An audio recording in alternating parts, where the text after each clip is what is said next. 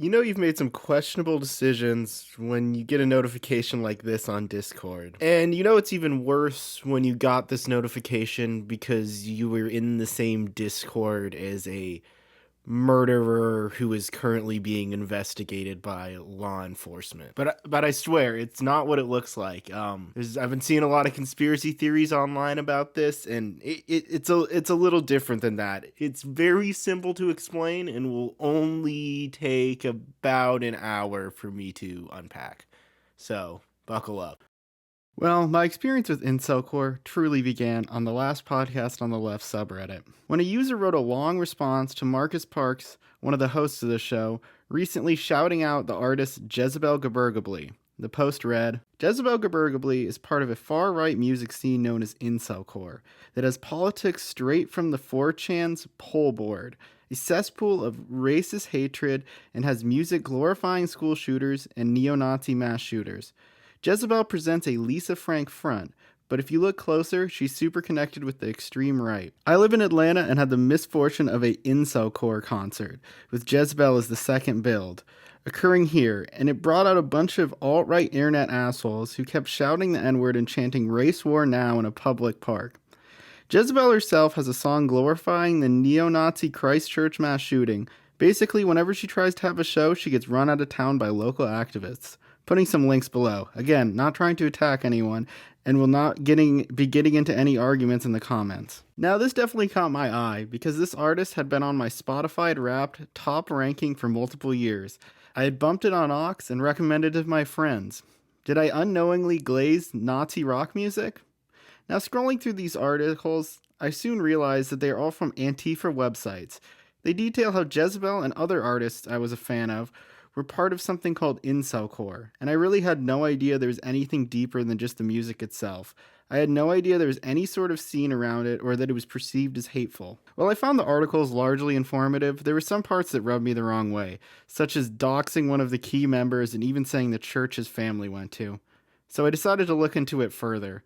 Now, anyone who has heard of this before knows the main topic online of discussion around incelcore is the ill-fated Virginfest. But I was still thirsty for more lore and wanted to dig even deeper, so I traveled across the country to investigate it. And what I found was a largely untold tale ignored by many despite being just as fascinating as any niche drama YouTube heads talk about. So let's rewind and answer the questions. What is incelcore? And is it this hateful music genre it is said to be? Incelcore, or E-punk as some call it, is a lo-fi music genre, and it purposely tends to be a little rough around the edges. It embraces lots of ideas of modern struggles that I'd say are particularly relevant to anyone born after 9/11 with access to the internet. On the surface, it explores many topics like loneliness, romantic struggles, and unemployment, and overall delusionment in the world we live in. In my opinion, what is less talked about are semi-niche memes, stuff like conspiracy theories, lolcows, and lesser-known video games. These niche little lines, I think, really help with the genre of having a feeling of authenticity and being underground. Another aspect that seems to get ignored in coverage of incelcore is that many artists in the genre identify as Christian and cite Christianity and Christ as one of the main reasons they make music. It doesn't exactly sound like your usual radio religious bangers, but I'm just saying what the artists themselves say. While I'm not qualified to analyze the musical aspects of the genre, Occultration has a great video on it I recommend checking out. I will look at some of the lyrics to paint a picture of what this music is about. There's no better example than the most famous incelcore song, Scott Pilgrim vs. the World Ruined an Entire Generation of Women. The song describes a man in a disgruntled relationship with a stereotypical modern-day woman. To me, it really doesn't read much different than Self-Esteem by The Offspring. Both describe a promiscuous woman that is frustrating a man, but the man also has his own issues of self-esteem and hating himself. And if you look into most of these incelcore songs, you will really see the lyrics are no worse than anything on most Eminem songs. Even looking at some of the music that was listed in these articles to be about school shootings and like pro-school shootings, they really don't read as anything different than Puffed Up Kicks, a song you'll hear in an H&M any day of the week. When digging deeper into incelcore artists, you do begin to see some that utilize images and ideas from hate groups, or particularly Tsar Bomba uses a lot of Nazi imagery and definitely seems to not particularly like the Jews. He's not very private about this. It's very active on his social media, a lot of his takes on politics that have gotten his accounts taken down. Similarly, artist Galja Hornet also has some lyrics and songs evocative of hate groups, and this whole aspect definitely makes the genre a lot more confusing and kind of makes it hard to separate what is just edgy internet rhetoric or legitimate hateful beliefs. As a rebuttal to this, many people will point to artists like Edgemaster42, who is Jewish and even from Israel, and there definitely seems to be a fair amount of gay fans of the genre, and even I only can think of one, but a gay artist making music. God, this is could be low to come from me considering I'm gay, but I think like that's a funny conversation actually for later. That it's funny that like a lot of my fans are also gay, even though I don't think I admit that very much in my songs. But like I started my freaking stupid server, and like half my fans who like message me, like they're also like of that variety. I'm like, okay, that I mean, are they gay or are they just autistic? No, they're gay. They're gayer than I am, which is. This has pretty much brought me to the conclusion that there's no one political ideology you can assign to everyone in the scene. The only real thing connecting these artists outside of musical influences is pretty much their discussion of loneliness and isolation. That's really what kind of makes an artist fall under the umbrella of incelcore. Their individual politics seem very skewed from artist to artist. Now that we've gotten the general idea of what incelcore is, I think it's important to look at some of the key artists in more detail and some of the more key events in detail. Negative XP grew up in a small town in Illinois, being raised by a first-generation Korean immigrant household. During his early life, he describes himself as being a quiet shut-in. When asked about his teenage years in Sex magazine, he is quoted as saying, "It was pretty dull and boring, and I thought it was beneath me. I thought I was meant for more, just typical snobby high school attitude, just being a burnout, smoking too much pot, and watching too much TV."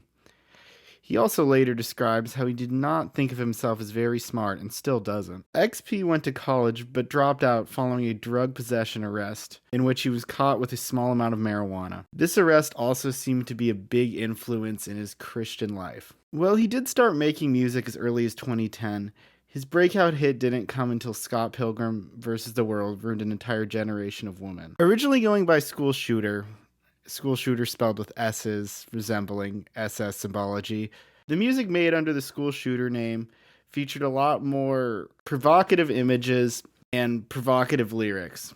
Some of his album art were just straight up Nazi symbols, and one of his early hits was his song titled "Running Over Protesters in a Car" was made shortly after the Charlottesville protest, in which a protester was run over fatally by a car. The album art featured an image of this event. Over time, his music grew more popular and he began going under the moniker of Negative XP. Obviously, many TikTok teens who began dancing to the song soon found out about this older, more edgy side to him once his songs began going viral. During this initial virality, Anthony Fantano was asked if he would review any of his music, and he said he had no interest in reviewing shitty lo-fi Nazi music. XP responded by making his second most popular track, quote, "You shouldn't be allowed to listen to music if you watch the needle drop." Of course, his fans loved this response, and many other people from different scenes just appreciated seeing someone shit on Anthony Fantano. XP was a smart leader of the scene for a long time when it began to grow in 2019. He would produce collab albums that helped show off newer artists. Many artists in the scene saw him as a mentor that helped guide them through music production. Shooter thought, when I was 16, all the way back in the Dale Pill day, Shooter thought I was a very great songwriter. He'd always tell me he thought I was a great songwriter and I had a lot of potential. And, I mean, he covered 3 songs I wrote. He covered Dale Pill, Monte Carlo, and Hunting Season. And I always got on good with the guy, and I think he's a great guy. I mean, back when I was making those shitty phone recording songs like Dale Pill and Monte Carlo and Bill Elliott. Shooter sent me a DM on Twitter. He was offering to buy me a PC to record music on. Wow. So That's cool. he really liked me as a songwriter, I guess. And everybody shits on the guy, but I think he's the king no matter what. I think he's great. I love the guy. In this early era of incelcore, there was close-knit discords and other servers where people were making real friends online. To this day, this era is seen as the peak of incelcore. People were united and people communicated freely with little drama. Negative XP initially loved the scene he created because he saw it as a unique group of people who were being themselves and were making internet music instead of just emulating 80s punk like was popular at the time. When facing accusations of being hateful, he mostly says the music is just made to piss people off on the internet.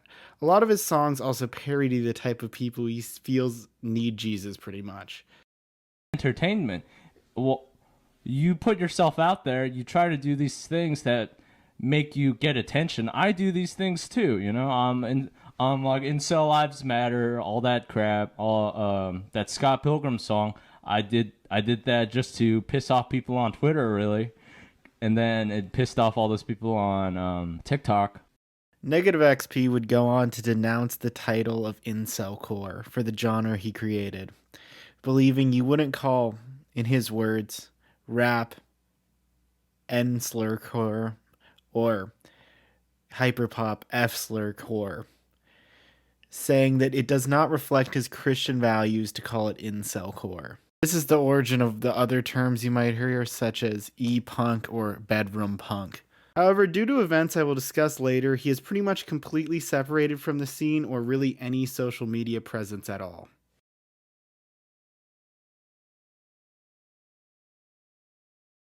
Gezebelle Gaburgably is an interesting member of the incelcore scene. Originally gaining prominence after she tricked some of the original members of the scene into thinking she was a man when she put out her original song, I Don't Speak to Whores. The scene was mixed upon finding out her true identity. I think she asked to be on it, and I was like, are you a girl? That was the first thing I said to her, because I wasn't sure if they were trans, and if they were like a literal girl, then I was gonna be like, oh, sorry, you can't, because you're a fucking bitch, you're a fucking slut, and it's easy for you to like get attention because you're a bitch. And that's what I think about this one bitch that you guys pay attention to, even though you shouldn't, because she's just a dumb slut, and she shouldn't be making music. She should be doing other shit, because like, stop giving women attention and stuff. But Gezebelle said, yeah, that they were a boy, and then I just assumed they were trans. And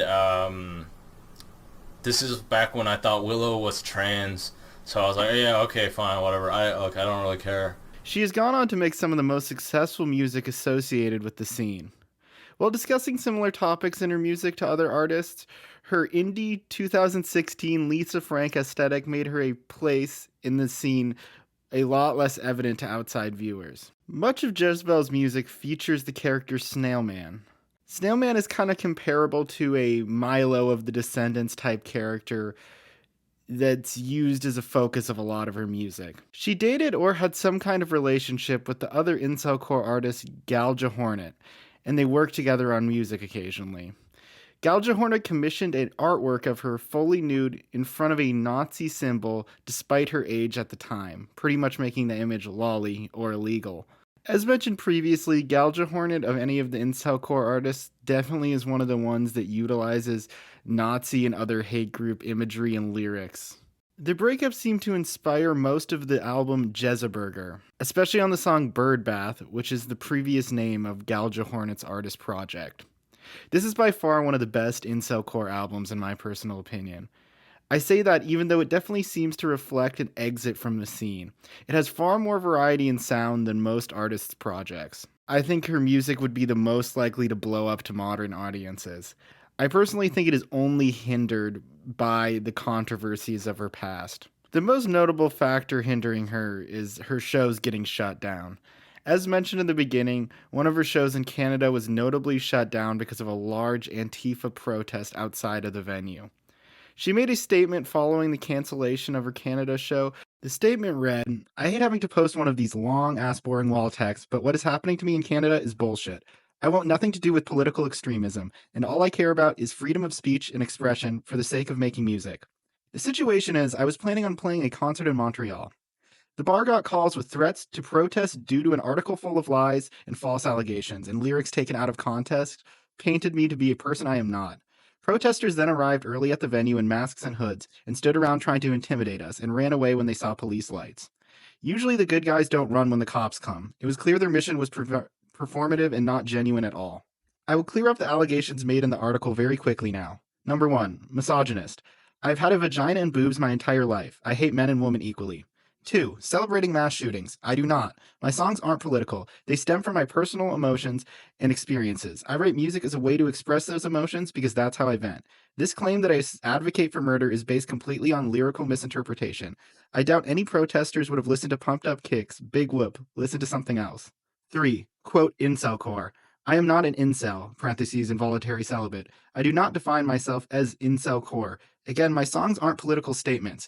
They are about experiences, perspectives, emotions, events, relationships, mental illness, and fiction. I shouldn't have to post a sex tape to prove I am not an incel. Number 4, far right. I am apolitical. I don't have any extremist beliefs. It is not that important to me. I do not condone violence or any kind of discrimination. I do believe in freedom of speech and expression, and I do not like being censored. As for the show in Toronto, the venue originally moved to the larger main stage because of how many tickets were sold, but it is now canceled. They will not hear my side, and they will not acknowledge the money involved. I am aware that when a crime is committed or an assault is reported, intervention may be necessary. A pause is sometimes needed to allow the involved individuals to open their eyes, take a responsibility, and pave the way for restoration. We all want to ensure the safety of our communities. However, the current situation is performative activism targeted against the wrong people, with no room for appeal and no opportunity for dialogue. All I wanted to do was play my stupid songs and sell some CDs and go back home. I don't know if the author of this article knows I'm fresh out of high school. I didn't ask for any of this. I don't know what I'm doing. I'm just thugging it out and doing me. I deeply apologize to my fans in Montreal and for the people that flew out and drove from faraway places to see me perform. I apologize for this annoying wordy-ass post. Maybe it's a blessing in disguise. Maybe it's a test to see if I will keep going. I'm a little bummed out, but still motivated to keep making music. And haters, keep sucking. I'm about to come. Gezebelle has now unfollowed many of her past collaborators in the scene. Her most recent concert at the time of making this video was for a charity, and she seems to be doing well, being largely separated from the scene. Flouride by Flouride is one of the fastest rising artists in the scene currently. One of his songs recently went semi-big on TikTok, and he has a pretty large monthly viewer base on Spotify. However, many concerning allegations have been leveled against him. From an outside perspective, it feels like he may have a drinking problem. He loves to go on Instagram lives, shit-faced, and do stuff like whip his meat out. This is wankery. This is songwriter wankery. Ooh, ooh. Songwriter wankery, man. Also, despite being booked to perform multiple live shows, he has never once shown up to a single one. Artist Czar Bomba called him out for concerning statements he made about wishing he could engage with underage fans. Flouride, like many in the scene, loves to make the edgiest tweets their feeble little brains can imagine. Somehow his address of the controversy on the Incel podcast was one of the worst I've ever seen from a canceled individual. Obviously, there is allegations going around pretty maliciously all over the place, where people bring up the fact that I believe sometime last year in September, you went on a live stream and you had made a bunch of remarks such as saying that your age range is between 13 and 47. You kept saying that you're going to go to jail soon in reference to that remark. And you've also been accused of DMing a 16-year-old girl and then lamenting the fact that you can't legally have explicit images of her. And this has led to people like Czar Bomba, Penguin Band, and Snuffit's Grave making a big stink about it and publicly cutting ties with you. So what is your side of this whole situation? What was my son? I don't know. I don't think I did anything wrong. I don't know what people's problem is. Okay. So you don't really, the big joke is that, Fried is into minors and stuff. Is there anything you have to say about that, or? I don't know. I think that's kind of overblown. Well, some people say that it started off as a joke and then you just took it too far. Is that pretty accurate? Pretty accurate summary of the situation? I mean, yeah, some of it was a joke. Like anything I said on IG Live, I was probably like blackout drunk and like saying shit to be funny. Yeah, anything I ever said on IG Live, to anybody, is probably I thought good. All right, and you said that that's true for some of it. What about the rest of it? Like, what parts of it are you talking about aren't a joke?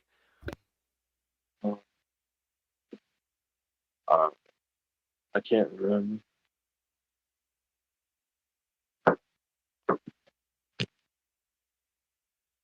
All right. Well, I'll say for sure. I think there's a lot of things that Fried says or does on Instagram Live or tells people that's a bit of a publicity stunt because he likes to piss people off, as you can tell with his tweets. He says a lot of outlandish things to garner. It's a lot of rage bait, I'd say. He definitely does say some crazy shit. I'll be honest with you, though, I don't know his personal affairs all that well, but I do know that he does. I mean, I was on a lot of those lives. You can see me in those lives trying to get him to like not sabotage his life by saying retarded shit. He practically says nothing while the interviewer pretty much opens him up with the perfect opportunity to say it was just a meme. Even his friends from the failed Barnyard collaboration try to speak for him, and it's truly awful to watch. Obviously, he has become a controversial figure in the scene, and he has become almost a lol cow for fans who make fun of his weight and controversial comments. However, he is still respected by many and is still making music and collaborating with them. Virginfest is, out of all the topics, the most notable one to come from the genre. It was really big on Twitter and was covered by YouTuber Turkey Tom, and is how many have found incelcore and either formed negative or positive opinions of the genre. The topic has been covered to death, so my description will be brief and mostly focus on the lesser-known fallout. This show was supposed to take place on 9/11 and was originally supposed to be at a local tattoo shop in Georgia and was organized by a woman named Raven and her boyfriend Hot Leather. This was noticed by the post-COVID peak Antifa groups that were very popular at the time. These accounts led to the venue canceling and Raven and her boyfriend losing their jobs as tattoo artists. Not wanting to let local fans down, the show went on in a local park. A large turnout still arrived to this show in the park, including 2 Antifa members. A lot of these fans were not exactly who the public was expecting incelcore fans to be. There are openly gay furries and women at the show. I thought this was gonna be like a crowd, like that's what they were making it to. You're the one asshole that looks like a douchebag. You look like everyone's hanging out normally. No one's doing any fucked up shit. I'm a gay furry. And you're the asshole. I'm here. I'm a gay furry. I'm a left-leaning gay furry. And these people are cool. The Antifa members were admittedly comically apparently Antifa members and stood out like a sore thumb in the crowd. I'm a pro-Antifa, very leftist. Yeah. Then why are you anti-Virginfest? Because this is a forum for misunderstood teens to just play their music together. I'm a misunderstood teen. You're not a teen. I'm not a teen? Okay. Are you really a teenager? Oh my god. They were quickly clowned out and even had chips thrown at them. They seem to have left and called the cops, which is very ironic given the Antifa beliefs. Police did show up to the event and were not too upset about the event and even danced and posed with the attendants. It seemed like they were expecting some big group of evil neo-Nazis and were surprised to see a bunch of basement dwellers. The crowd soon began to chant, "We love the police," and the police also loved that. The most iconic image of this entire event was two police officers posing with a fan with a shirt made to mimic those worn by the Columbine shooters. While Negative XP was initially hesitant about showing up at the show, he did appear to play 2 songs in the park. Despite some internet backlash, it was largely seen as a success for the incels. They were undefeated against the evil Antifa and stood up and played their own music. And it was a great event for many people that don't normally go outside that much, and is looked upon very fondly by many a fan of the scene. Woodstock is seen as the peak of 1960s hippie culture. However, the Altamont Free Festival is seen as the rapid downfall of this same culture. This example is very poignant to incelcore. I think this works as a great metaphor for the downfall of incelcore. Virginfest was the Woodstock for the incels. Doomerfest was the Altamont Free concert. While no one died at Doomerfest, like at the previously mentioned concert, it was still a disastrous, underplanned event that led to dramas that lasted to this day. It was exactly what objectors to the scene imagined a incel concert would be like. Doomerfest was a concert designed to pretty much provide the experience expected from Virginfest. It featured the same organizers, and while in many ways Virginfest was seen as a failure, this show was somehow so much worse. Before the event even started, people were cut from the lineup and more drama was brewing beneath. Yet again, this show occurred in a public park, but granted a public park with a stage and a better setup for a concert. There was so much ridiculous shit that happened, such as a dead raccoon at the venue that made multiple concert goers sick, along with a performer being punched in an alleged planned stunt. The punch occurred when Aiden Zuril punched artist Bryn in the face during their performance together. Well, it was a planned stunt. She punched her so hard that her tooth cut her lip and she was bleeding, and it just overall was kind of pathetic. Raven, for many reasons that will become clear, has become one of the most hated people in the scene. Before the show, and much more publicly after, she accused Gezebelle Gaburgably of sexually assaulting Zany and herself.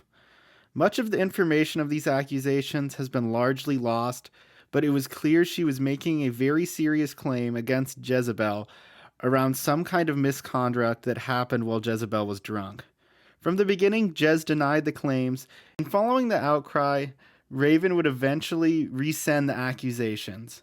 Once again, it appeared many tweets around the drama are now deleted and not archived. Well, a lot of the responses and tweets around this whole situation are deleted. A lot of the lyrics on the previously mentioned Burger album definitely are about Raven and that whole situation. I mean, it is art, so you could say it's like a made-up story, but it seems pretty apparently about the whole situation. On the song Heads Up, Gezebelle says, "If you hate me, it's not my fault. Sucking dick is not assault," which could definitely be about the assault accusations, so take that how you will. And there are also a few other lyrics that are definitely pointed at Raven. They say her name, so yeah. All this led to the debatable king of incels feeling the need to respond in a live stream, which thankfully has been archived. You can't have people getting hurt. You can't have these things where kids are around drugs and alcohol and around predators. And it's just so sick that it got to this point. And I'm personally offended by certain things. I personally feel betrayed about certain things. It's just you can't like lie about rape. You can't do all this stuff, but During this response, XP addresses the drama and defends Gezebelle and largely disavows the event and many in the scene. XP claims that many people LARP as based conservatives and Christians and are the worst people he has ever met. He condemned the punching of Bryn on stage and said it makes them all look like the people that the internet says they are, and that even if she consented, it isn't a real Christian move to hit a woman. Anyway, it looks gay, bad optics, just assaulting women, everyone going, yeah, awesome, yeah, punch that bitch. It's not funny. Like, we can joke on the internet, we can say you're an incel, you can say, like, you know, it's based to be misogynistic or whatever, but you don't do that in real life because it's just jokes. I thought it was just like some gay thing. It looks bad, but now it looks bad that that happened, and then a bunch of people are defending it. So that's my opinion, that it was bad she got hit, because she got hit so hard. People say she asked for it. That's not true. She didn't ask for it. She was asked to do it. In my opinion, she was pressured to do it. She's just some dumb bitch, some dumb girl. If you're a man, you don't even just ask to do that for this weird spectacle for internet points. That's just not something you do. He also goes into the multiple FBI investigations he has faced due to him making his music. He describes Raven as the worst drug addict he's ever met. He said people's stupid behavior made him feel guilty for even creating the scene in the first place. Alleges she was abusive to Zany, controls his phone, and hits him. Also, Raven allegedly leaked underage nudes. He claims Raven would often try to make people kill themselves. For her boyfriend, she would fuck other dudes loudly in the room next door, and also wanted Gez to kill herself. XP tried to mend his relationship with Zany and Raven, in which Zany agreed Gez was innocent. Raven also fucked Lil Tracy, which I just think is funny. He also calls out other artists, Owen Adamczyk and Tsar Bomba, for being weird and having bad music and overall just being clout chasers in his opinion. Some incident involving a 15-year-old being drugged and raped also may have occurred at this show. I am unsure of any of the validity and only know about this from this stream. He claims many of these new artists are gay and, quote, self-suck. XP made the song IRL about the whole incident. XP then caps off the whole stream by saying he understands slapping a woman when they get out of line, but punching them is taking it a step too far. Following these two live events, the promoter Raven kind of became the ultimate enemy of all incelcore fans. While she organized the shows, her antics kind of all is what resulted in them being a shit show for the most part, apart from the Antifa thing in the first one. But all her allegations and alleged abuses of her ex-partners who were part of the scene led many to see her as the exact person that Negative XP described in the song Scott Pilgrim vs. the World ruined an entire generation of women. She's a woman with dyed hair and tattoos who smokes weed and has sex with a lot of guys. So many have made the meme that incelcore was ruined by a woman, which is reiterated in Negative XP's song IRL, which critiques the idea that all of this was able to exist on the internet. Then when they meet IRL, it's unable to achieve what they were able to achieve online. She has very publicly talked about how she's been still unable to find a job given her controversial past, and she still even sells t-shirts or something related to the event. So it seems like despite fans not really wanting her to associate with the genre, she still is. This pretty much brings us to the current state of incelcore. As previously mentioned, Negative XP no longer associates with the scene and is pretty much not active on social media. Many of the discords and other groups that contain some of the core fans had been banned or deleted at this point, leaving many thinking that incelcore is pretty much dead, even big fans of the genre. Well, there was a e-punk subreddit. Sometime during my research, this was deleted.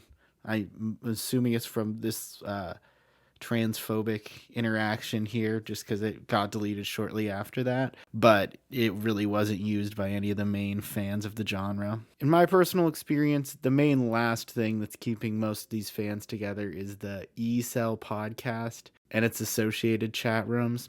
The Incel podcast is a very well-known podcast by the host O-Figs, but recently he is now not the host of it, I guess, but there hasn't been too much of an update on that. Due to all this controversy, it definitely seems like a lot of these artists, well, their numbers may be pretty decent, for a smaller sized band or a medium sized band. They still probably have trouble booking shows based on all the controversial information that will come up if you Google their names. However, this seems to be kind of going away a little bit. But what really caught my attention was a larger gathering of artists, more in the vein of these festivals I talked about previously. This being Steakfest 2. Steakfest 1 was a concert made in memoriam to the incelcore artist Steak Fry.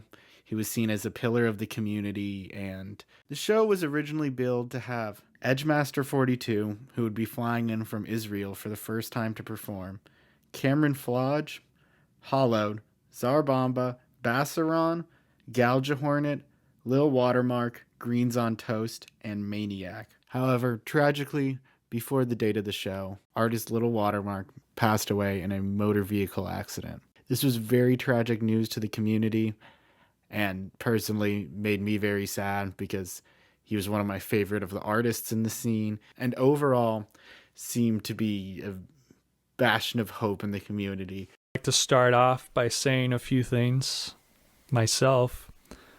I didn't know him for very long.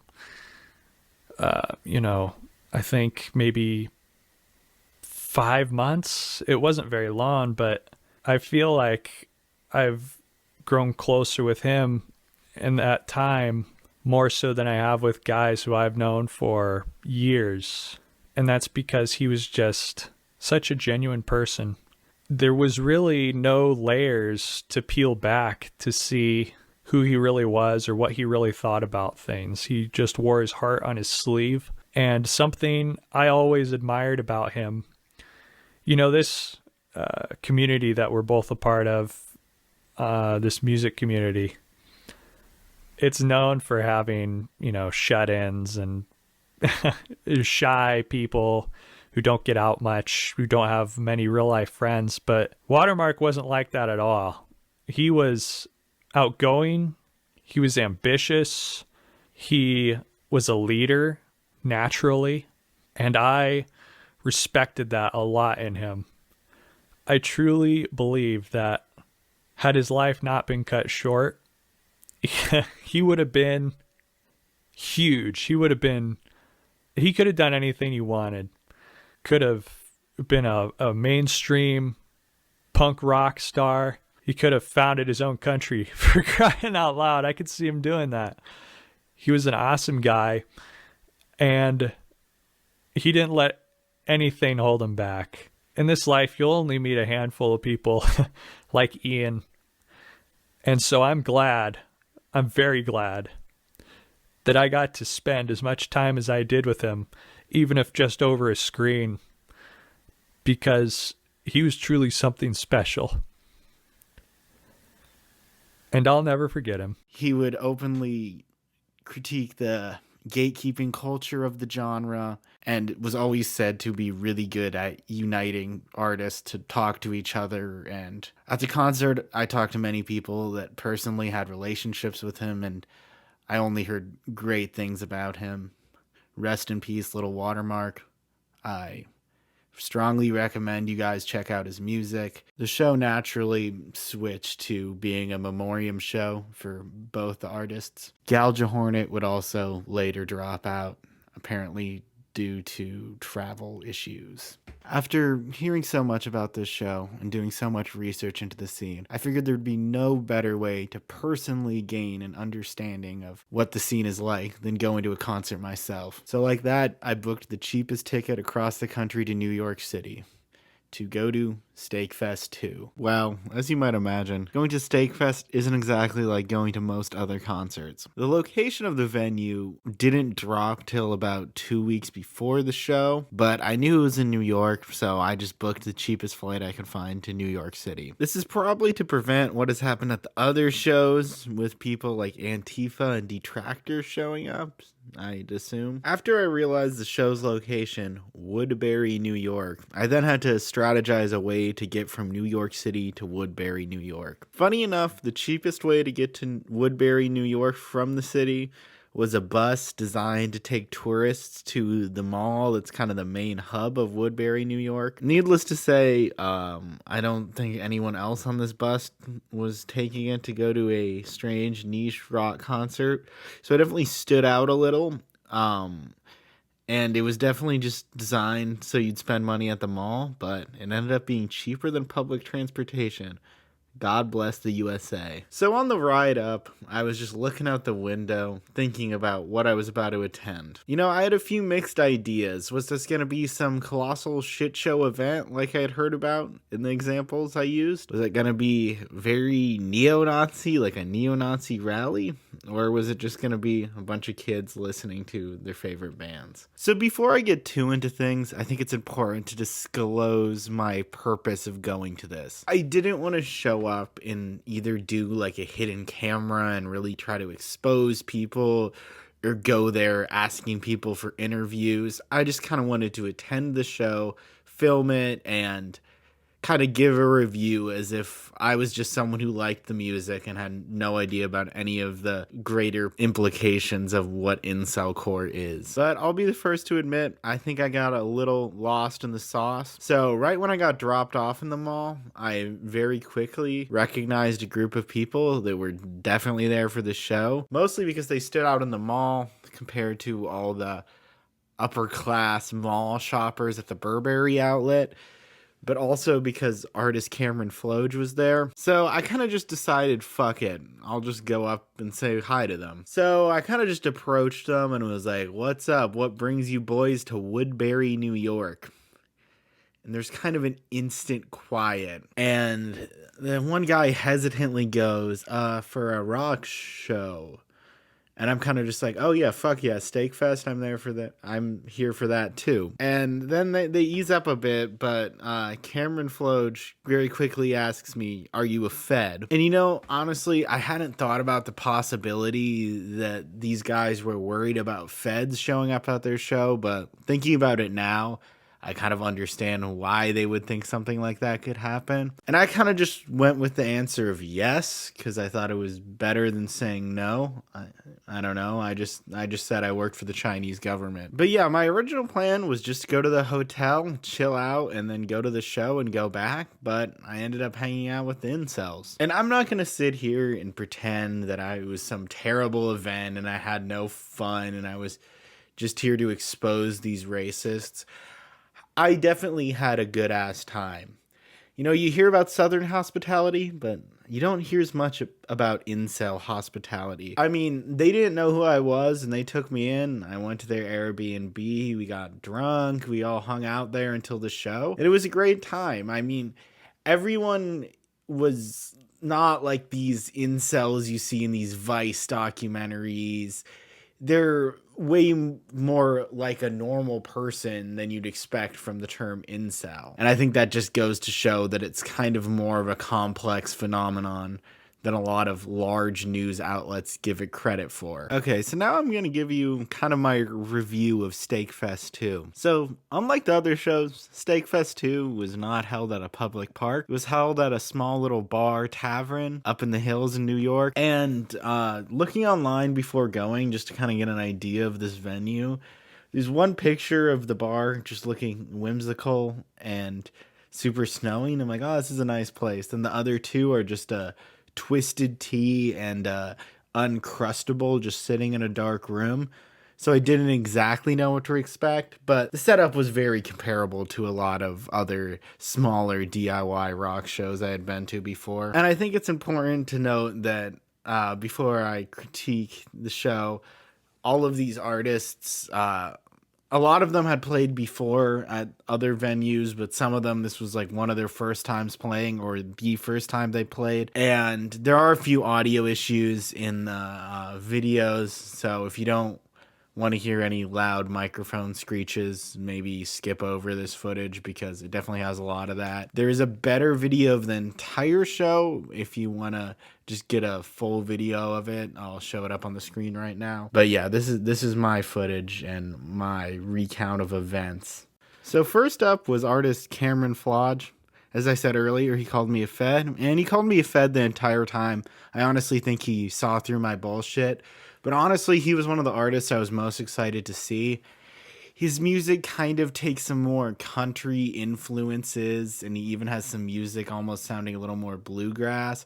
So I definitely thought he was one of the more interesting artists build, and for the fact that it was one of his first shows ever, he did great. Other than some of the audio issues, it was pretty enjoyable. Welcome to Steak Fest 2!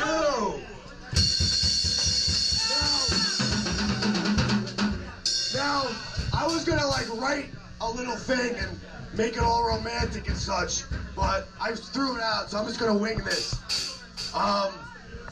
The reason why we're here is because of steak fry.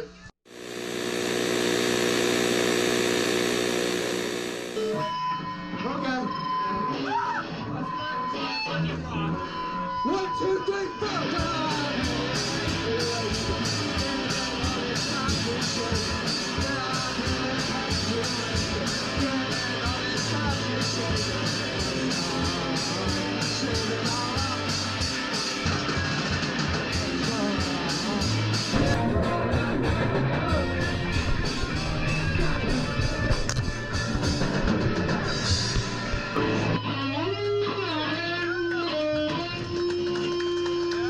That sounds like shit.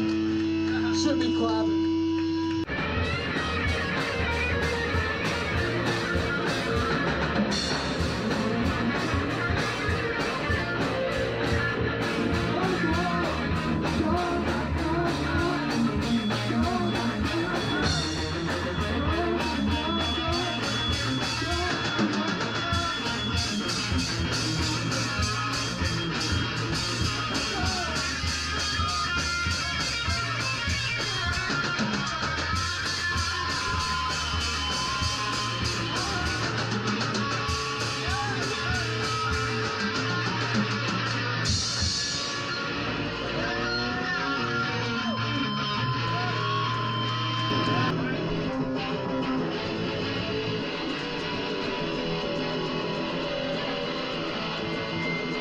Winchesters with the West End, under my bed for protection.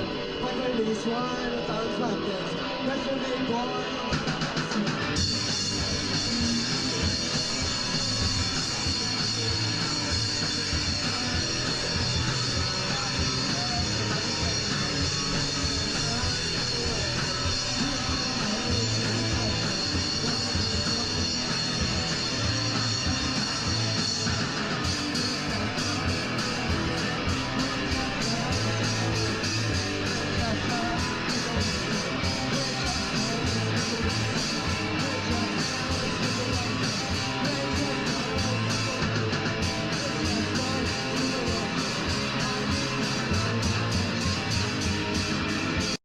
Now, next up was Edgemaster42, the guy who flew all the way to Israel to play his first show ever at this venue.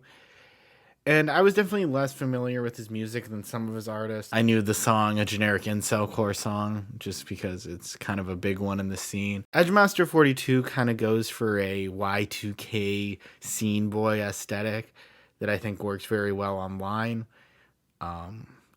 But I'm going to be honest, the vocals were a little bit rough. I don't think it was ideal conditions to perform, but yeah, you can judge from yourself. I'm here right now, all right? Now I need $15 from everybody who didn't get a ticket, because that's what it costs to get in here unless you didn't play at the door. Oh, I'll stop. Thank you.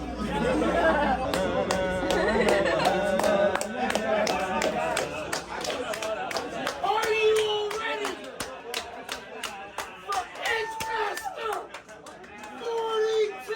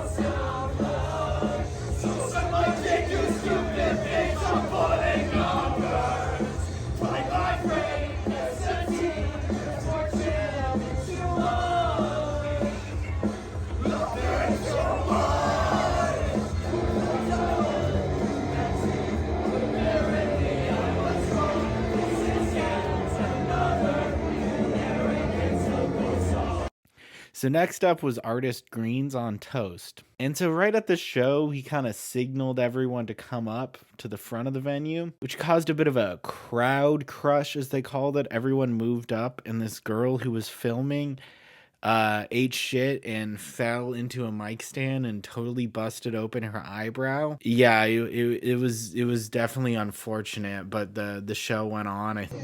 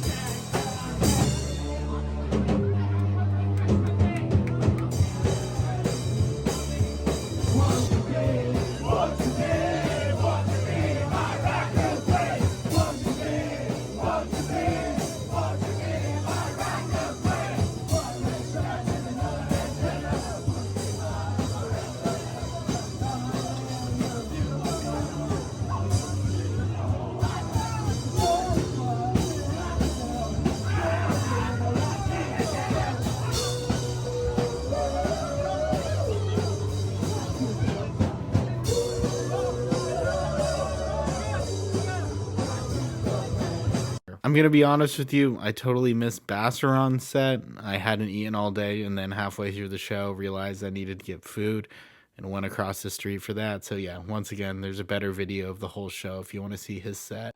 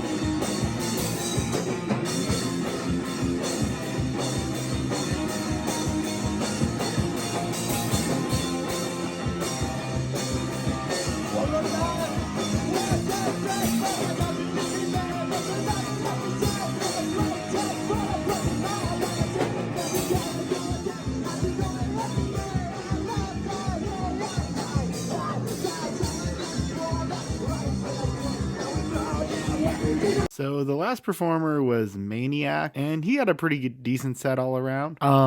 He did cover a Gezebelle song, which I thought was interesting because a lot of the main fans of the genre kind of don't like her anymore because they feel like she was a fake cell or whatever. But the whole crowd seemed to be really happy to hear the song, and a lot of people were wearing Gezebelle's merch, so it seems like that's mostly an opinion held by online fans. I don't remember what the next fucking song is, so I need to read my shit.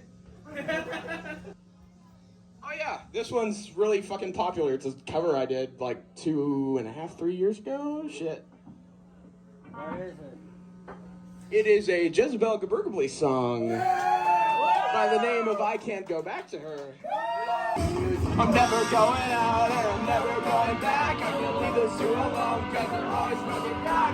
I don't want to chase her, I don't want to chase her. I can keep the pace so I never really race. So you smoke a strange smile, you ride a motorcycle, your world is on my shoulders. I can hold it over on Earth Day running. It'll never be that much. You can pray above, you can use God as a crutch, yeah. I can't go back to her, it's moving way too fast, and everything's a blur. I'm withdrawing in class, I'm in the atmosphere. I want, I shouldn't hear, 'cause I don't have to drink, can't even run up with my legs.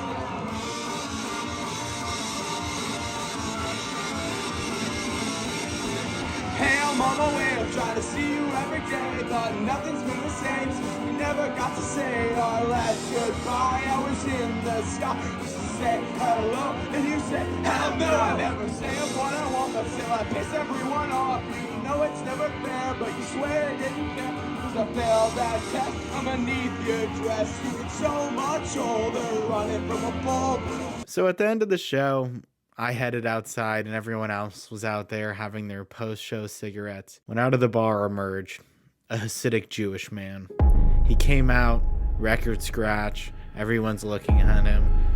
And I just thought back to all the anti-Semitic stuff I had seen online, and it's like, oh, this is where I'm about to find out. Is incelcore this hateful music scene, or is it just a bunch of kids playing music? And honestly, artist Tsar Bomba, who I criticized earlier for his anti-Semitism, came out and said what's up to the guy and told him about how an artist had come here all the way from Israel, and it was completely normal. So this is just one interaction I witnessed, but I kind of found it important for my understanding of these guys. Looking at pictures people posted of the event, a lot of people censored their faces as if they didn't want to be associated with this event that they clearly traveled far and wide for. And I think that's super telling of the scene itself, that people clearly love this music and devote a lot of time to it, but are too scared to even express the fact that they enjoy it. Which honestly, to me, is pussy shit. I mean, Tsar Bomba on his personal account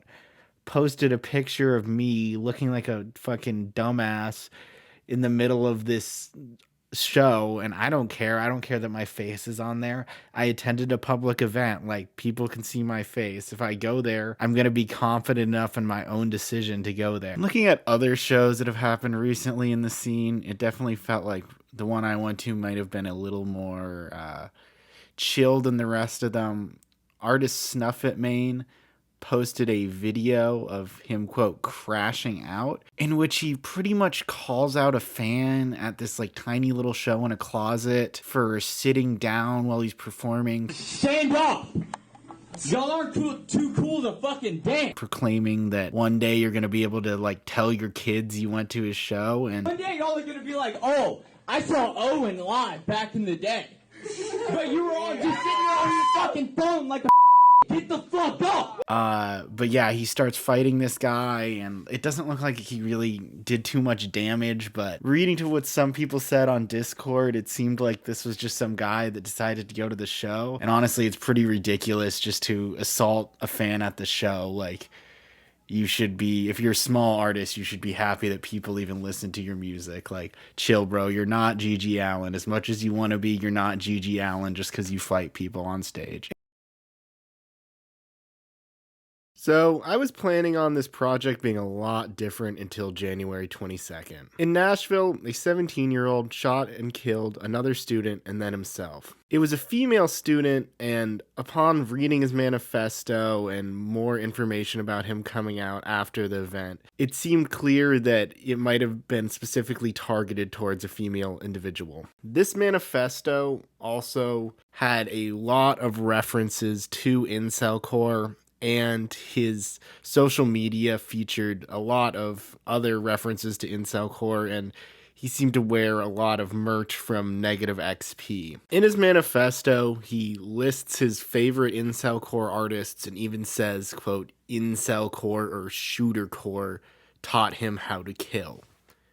This obviously brought a bunch more scrutiny on incelcore that really hadn't been seen since the days of Virginfest. Well, incelcore definitely seemed to be a major fixation of this guy. I think it's important to note that his manifesto is full of references to everything from like pretty much every liberal commentator on YouTube to every conservative commentator on YouTube, and even blaming things like Skylanders. Yeah, like Skylanders, the Spyro game where you have the little toys that you become on the screen. Thankfully, pretty much every artist in the scene who is active on social media has come out and distanced themselves from the shooter and explained that they don't believe their music is hateful or should inspire anyone to do violence, and that it's not its intended purpose. And since the news recently came out with the fact that this shooter had communicated with the Wisconsin shooter online previously, I've been seeing a lot of Twitter speculation that there's these elusive Discord groups of shooters talking to each other and even being egged on by outside like agitators. And well, I have no idea what these people's like Discord presence was like outside of the Incel Discord. I can say that this is really not what I ever saw in the Incel Discord. The worst thing you'd see in the Incel Discord was just edgy memes that were pretty comparable to like kind of that Sam Hyde type internet humor. There is an image going around online of a Discord post he made shortly before the attack. I'm not fully sure what Discord this came from, but I don't think it was the eCell Discord. So yeah, I cannot fully confirm or deny these rumors of these elusive Discords, but I can say I never saw anything like that on the eCell Discord. In the end, I'm kind of left in a difficult position on the scene as a whole. Well, I definitely had fun at my incelcore show I went to. It seems clear that there are some deeper issues within the community. In an ideal world, incelcore could be the scene where misfits and outcasts can make friends online and make music with each other, which it sometimes is. But unfortunately, the provocative nature and political ideas of the genre make it really impossible to avoid drama inside and outside from observers. As much as I like the music, it's definitely not surprising a person who's deeply mentally disturbed and violent would get into it. But that's not really what I find important. Psychos have attached themselves to literally all kinds of things throughout history. I mean, Charles Manson claims he got his ideas from interpreting hidden messages in the Beatles' White Album, one of the most commercial, family-friendly albums out there. To me, it felt like when Negative XP formed the scene, it was really meant just to be a subversion of progressive punk rock. But as the scene grew, he saw the writing on the walls for the kind of people that can be attracted to these ideas. Gezebelle Gaburgably also similarly exited and stopped associating with the scene once it really started to turn heads and cause shows to get shut down. With the recent events of Nashville, I'm very curious to see if other artists follow suit and exit the scene, or if it's still going to be able to grow after these events. And I just want to say, if you made it this far, thank you so much for listening to all this absolutely insane yap. And I know I don't really have much on my channel so far, but I'm planning on covering other similar weird niche topics both inside and outside of different music scenes. So subscribe if you want to see more of that. Thank you.